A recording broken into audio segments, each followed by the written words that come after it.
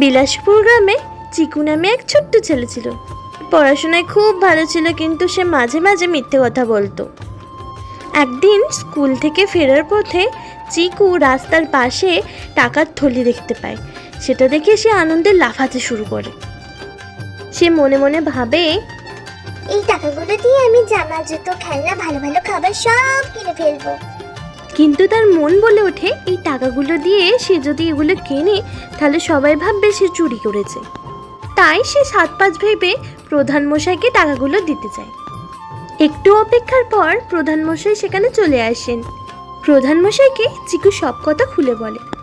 প্রধান মশাই, আমি এই টাকাগুলো রাস্তার ধারে কুড়িয়ে পেয়েছি। আপনি এই টাকাগুলো সঠিক মানুষের হাতে দিয়ে দেবেন। প্রধান মশাই তারপর একটা সভা ডাকেন। সভায় তিনি বলেন, আমাদের গ্রামের ছেলে চিকু স্কুল থেকে ফেরার পথে এই টাকাগুলি কুড়িয়ে পেয়েছে। যার টাকা সে যথাযথ প্রমাণ দিক, আমি তারপর তার হাতে সেই টাকা তুলে দেব। ভিড়ের মধ্যে থেকে এক বৃদ্ধ ভদ্রলোক বললেন, প্রধান মশাই, এটা আমার। আমি কি করে জানবো হারাধন এটা তোমার? একে প্রধান মশাই, এতে 2 লক্ষ টাকা আছে আমার মেয়ের বিয়ের জন্য। ব্যাংক থেকে আনতে গিয়ে রাস্তায় পড়ে গেছে, কখন বুঝতে পারিনি। তারপর প্রধান মশাই যথাযথ প্রমাণ বুঝে লোকটির হাতে টাকাটা তুলে দিলেন।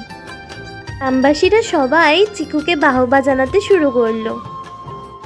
প্রধান মশাই চিকুর হাতে একটা বই তুলে দিলেন। বইটির নাম ছিল সত্যের আলো। সবাই মিলে চিকুর জন্য হাততালি বাজাতে শুরু করলো।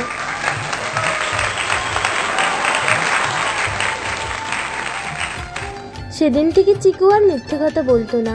সে বুঝলো মিথ্যে ক্ষণিকের সুখ দিলেও সত্যি সবসময় আলোর পথ দেখায়। আজকের প্রশ্ন, চিকু কোথায় টাকার থলিটি খুঁজে পেয়েছিল? তোমরা তোমাদের উত্তরের সাথে তোমাদের নাম এবং কোথায় থাকো সেটা কমেন্টে জানিও। সাবস্ক্রাইব করতে ভুলো না বন্ধুরা।